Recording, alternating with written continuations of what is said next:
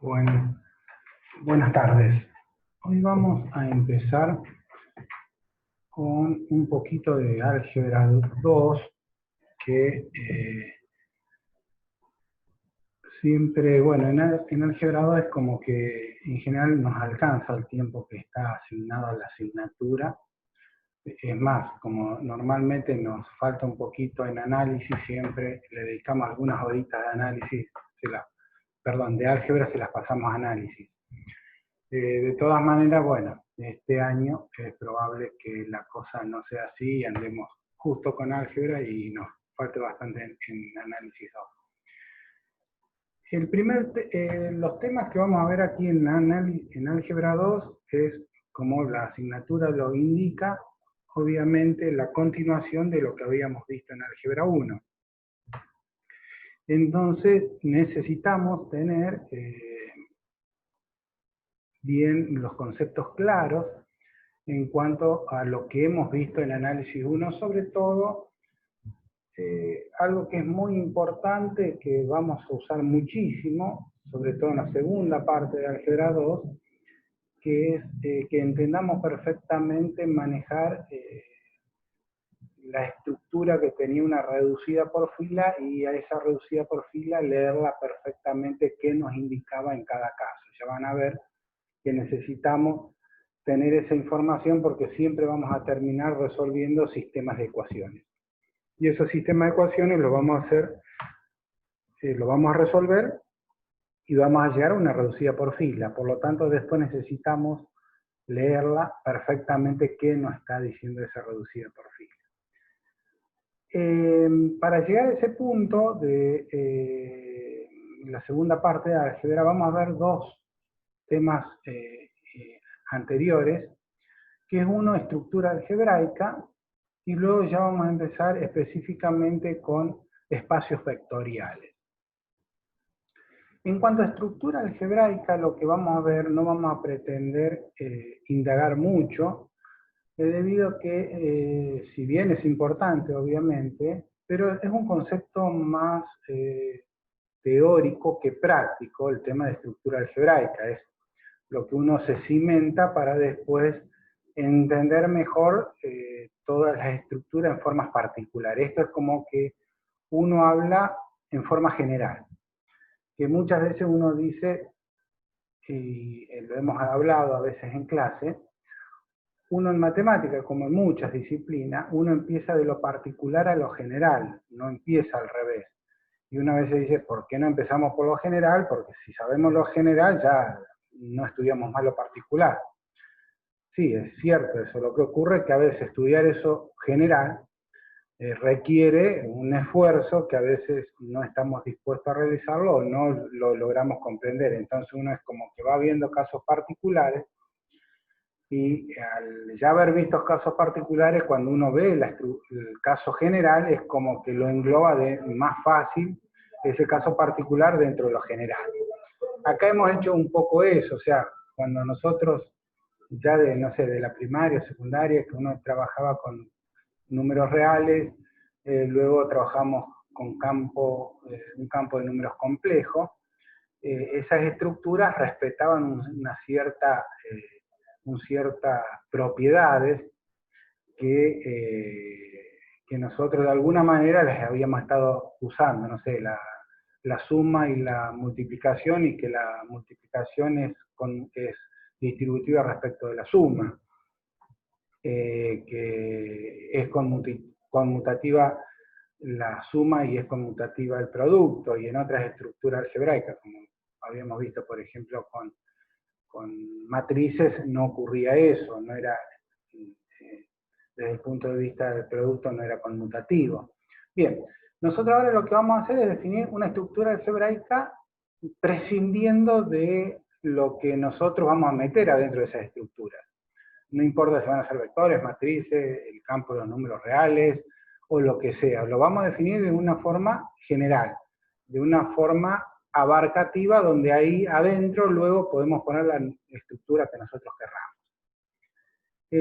Por lo tanto, simplemente acá, como les digo, no vamos a indagar mucho, es muy teórico, da para muchísimo. es más, estaría fuera de los alcances de nuestros conocimientos, de lo que nosotros necesitamos para nuestro profesorado, pero por lo menos tener una idea y más o menos manejar los términos que muchas veces uno va a escuchar y bueno, y tener el concepto de cada uno de esos términos, ¿sí? O sea que nada más que eso es la idea de estas definiciones o la profundidad que vamos a ver en este tema puntualmente de estructuras algebraicas.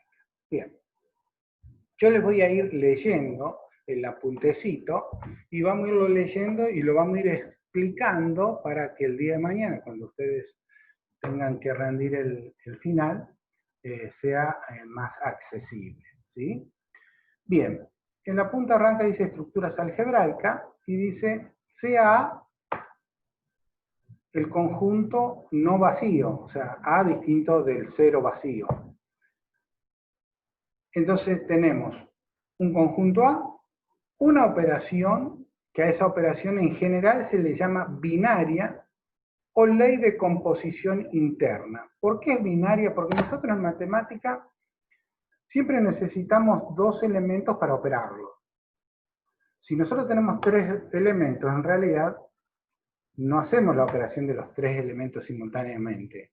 Si nosotros queremos sumar el 2, el 3 y el 5, primero sumamos el 2 con el 3. Ese resultado lo asociamos con el 5. Entonces hacemos 2 más 3 igual a 5. A ese 5 le sumamos el otro 5. O sea, siempre, aunque tengamos muchos elementos, o muchas incluso operaciones distintas, es como que las vamos asociando una con respecto a la otra. O sea que de alguna manera siempre lo que hacemos es tomar dos elementos e irlos operando. Por eso en general se le suele llamar operación binaria, o sea, porque lo vamos haciendo de dos elementos. Y ley de composición interna también se le suele decir porque vamos a ver que es una característica de esta operación binaria.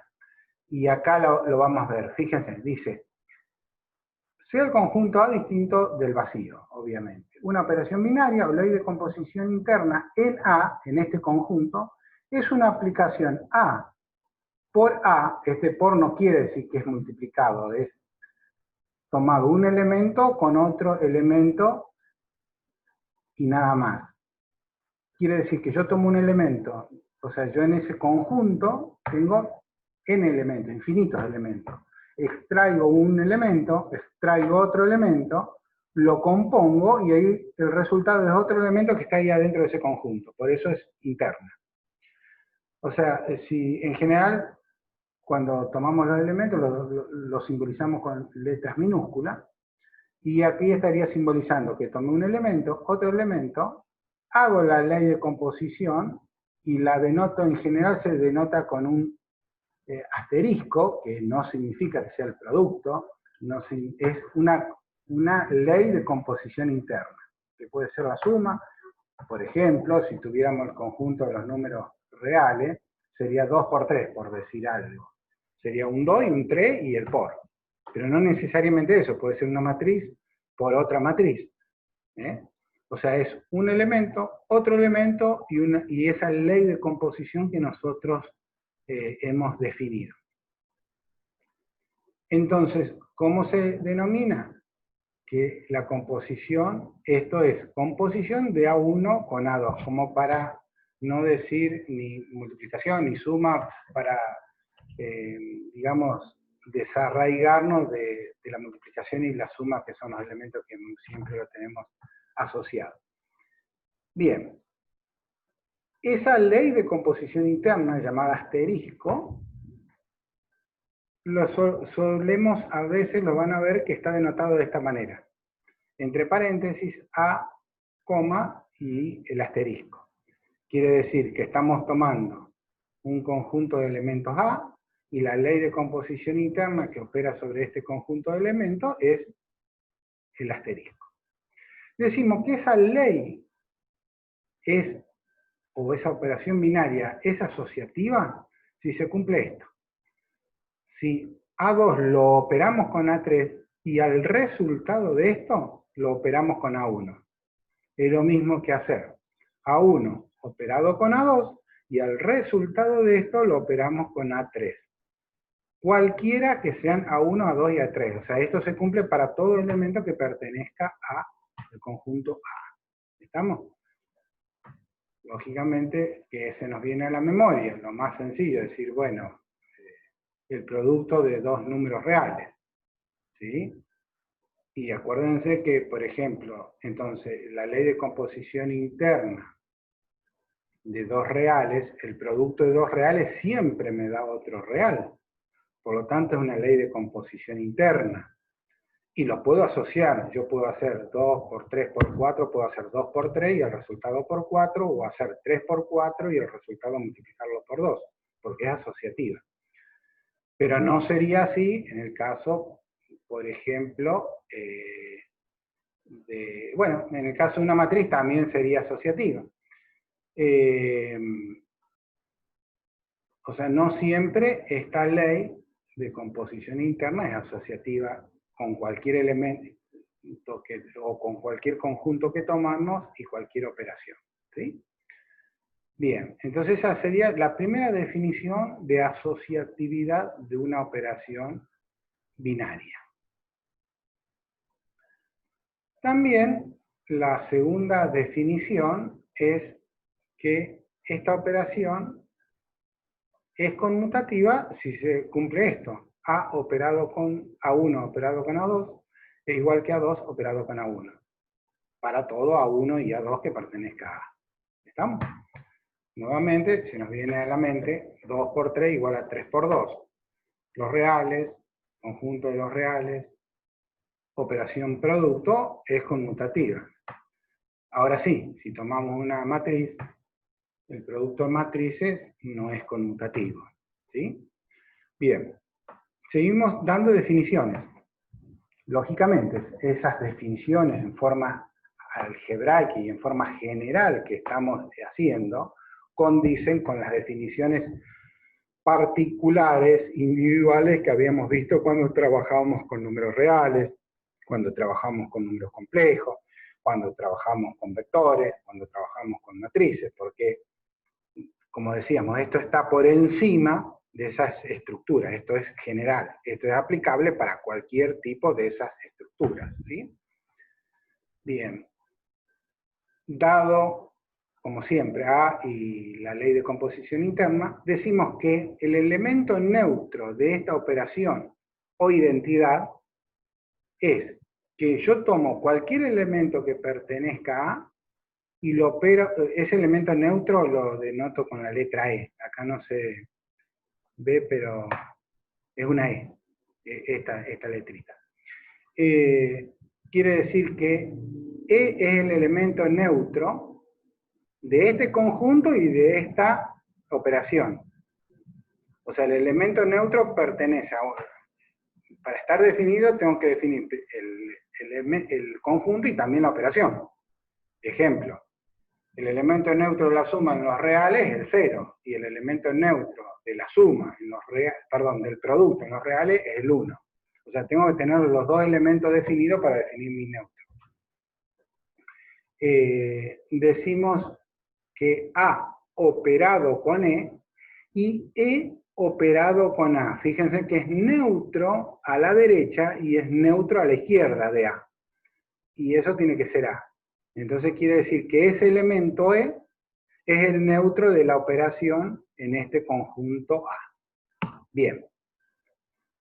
También se puede probar que si esta operación binaria asociada con este conjunto posee neutro, este es único.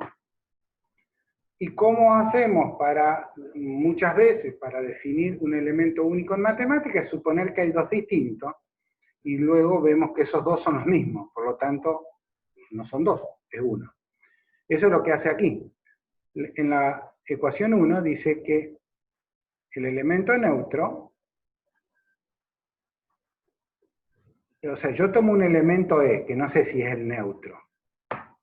Bien, y supongamos que, o no, discúlpenme, nosotros Suponemos que E y E' son los dos neutros. Vamos a suponer que los dos son neutros. ¿Sí? Vamos a ver que esos dos son iguales. Ahora, si nosotros consideramos que el elemento neutro es L', al E, que no sabemos si es neutro, lo podríamos poner así, por ser E', el neutro de todas las operaciones, de cualquier elemento, por lo tanto, E por E asterisco, E' tendría que ser E. Y si hemos supuesto al revés también, que E es el neutro de esto, y tomamos un elemento, por ejemplo el E' lo podemos poner así. Por lo tanto, esto es idénticamente a esto, igual. No hay duda que esto es igual que esto. Esto no sé si es igual, pero este es igual que este, por hipótesis. Y por hipótesis, esto es igual que esto. Si yo veo esto, es igual que esto. Por ende, esto tiene que ser igual a esto. Obviamente, E es igual a E'. Es único. Bien. Esto es otro elemento importantísimo que muchas veces lo teníamos tan, como se acuerdan cuando en primer año por allá yo les decía que uno en la secundaria aprendemos a que lo que está sumando pasa restando, lo que está multiplicando pasa dividiendo, y lo hacemos así un poco mecánico, y luego ya cuando empezamos a ver el tema de matrices, eso lo vimos con un poquito más de profundidad, porque la matriz no respetar todas las reglas algebraicas que respetaban los números reales, era como que ese despeje era un poquito más complejo.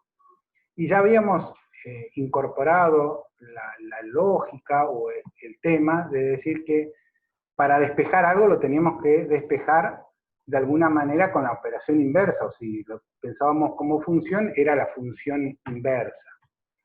Por lo tanto, para poder despejar tiene que existir el inverso. Si no existe el inverso, no lo podemos despejar.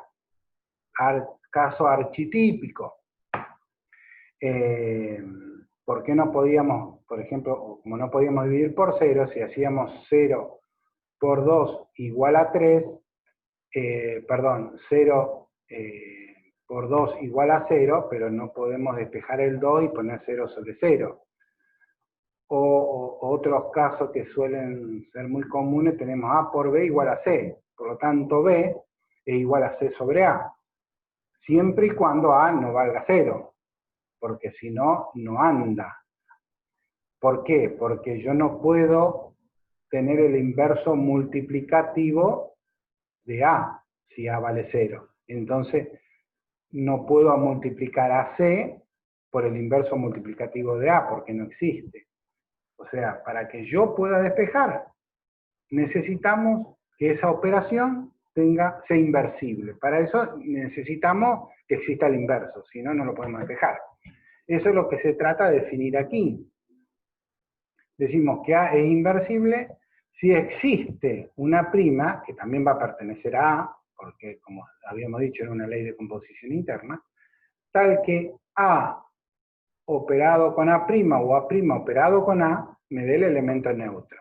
Entonces decimos que son opuestos o inversos. En general, como esto después lo vamos a asociar en general con la suma y con el producto, que son las operaciones básicas, uno habla que el elemento el inverso del elemento A en el caso de la suma es el menos, por eso se le suele llamar con el opuesto. Y en el caso de la multiplicación es 1 sobre A, por eso uno le asocia con el inverso.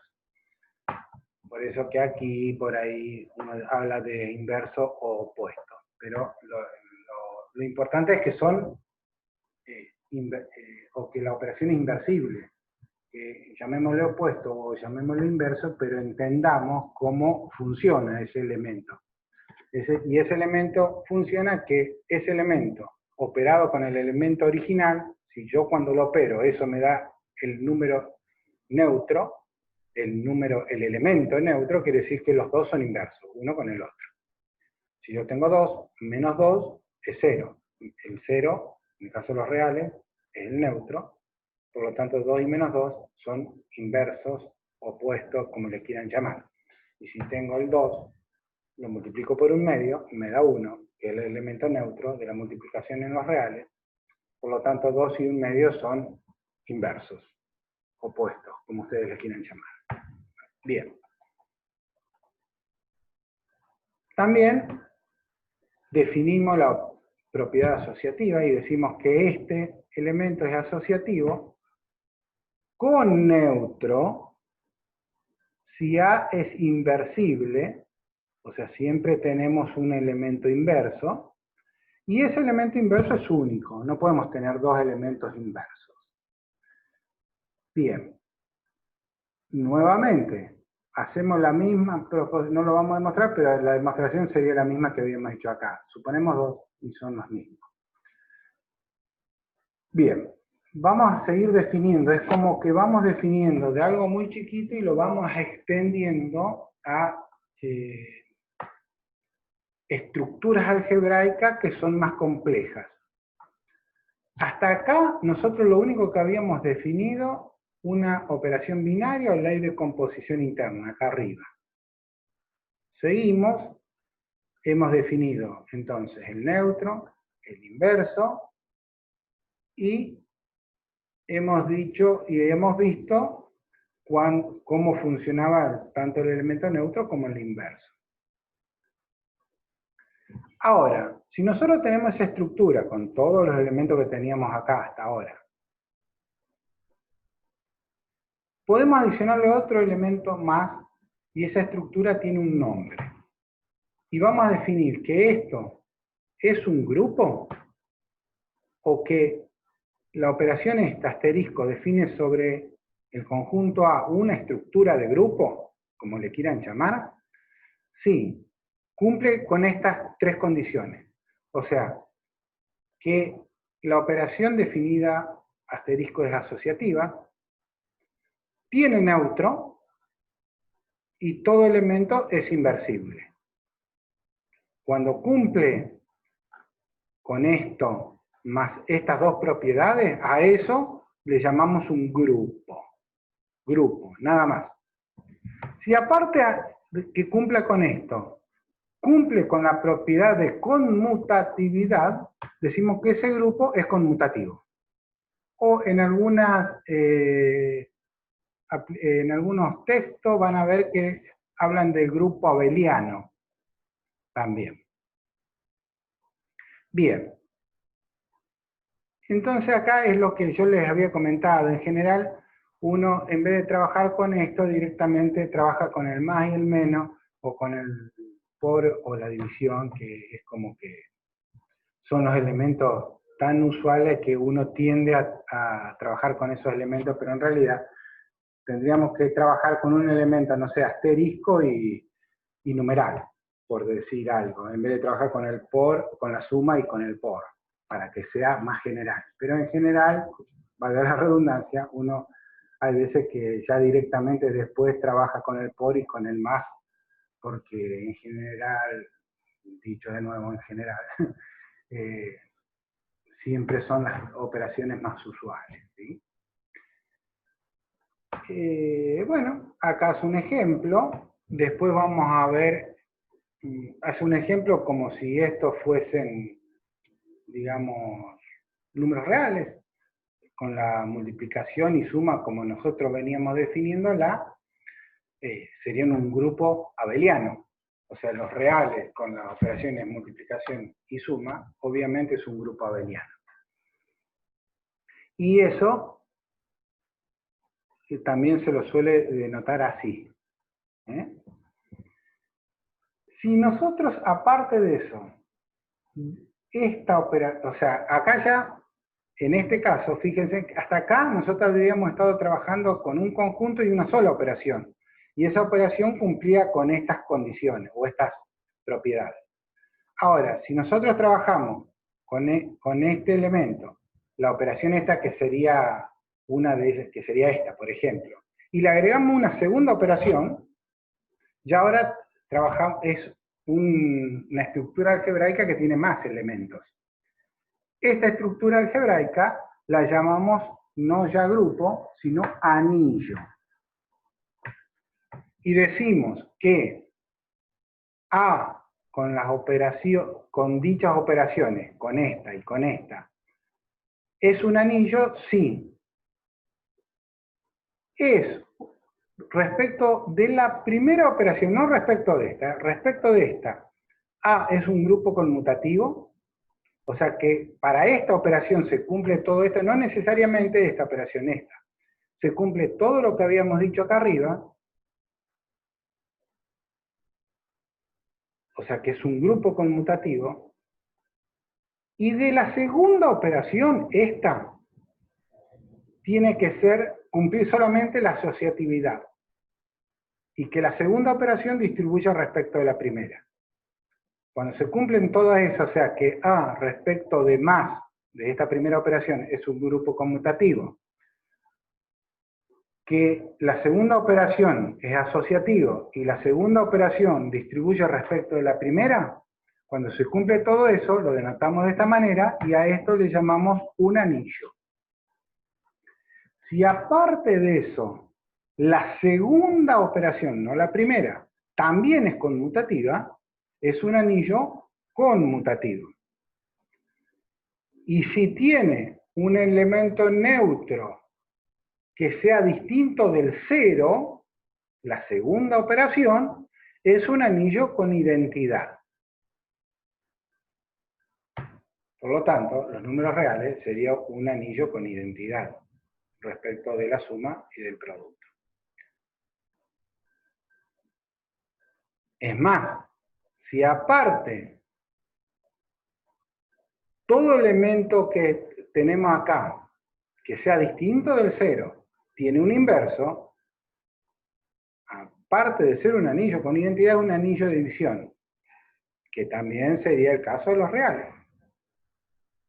O sea que un anillo de división, sería la estructura de mayor jerarquía o más compleja que podríamos tener. O sea, de aquí vamos de lo complejo a lo sencillo. O sea, nosotros fuimos definiendo de algo muy, muy, muy sencillo a algo muy complejo.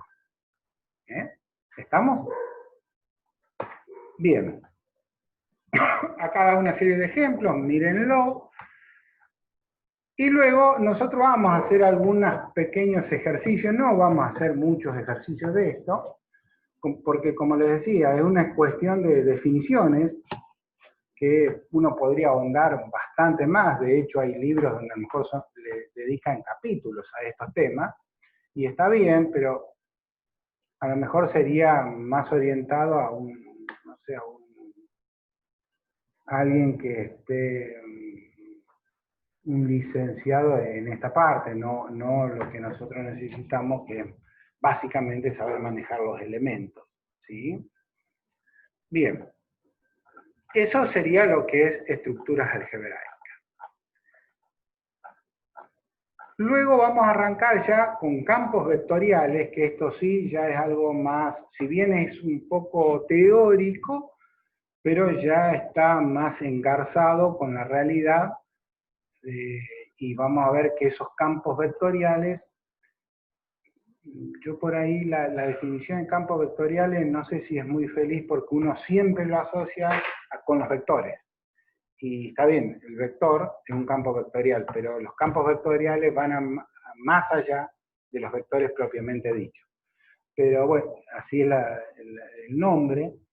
Entonces, en una próxima entrega ya vamos a ingresar en lo que es campos vectoriales, espacio y subespacio, que eso sí lo vamos a estar trabajando mucho. Luego que hagamos eso, vamos a definir la métrica de los espacios vectoriales. Una vez que tenemos la métrica, tanto en medición de distancias y ángulos, ya podemos estar en condiciones de trabajar con la parte central, que yo creo que es nuestra materia, que sería la parte de álgebra, de geometría analítica, que es vamos a empezar a trabajar muchísimo con rectas y planos, y vamos a hacer muchos ejercicios de rectas y planos, como una ampliación de esa ecuación I igual a X más B que habíamos visto en la secundaria. Bueno chicos, en la próxima entrega vamos a hablar entonces de espacios vectoriales. Será hasta la próxima.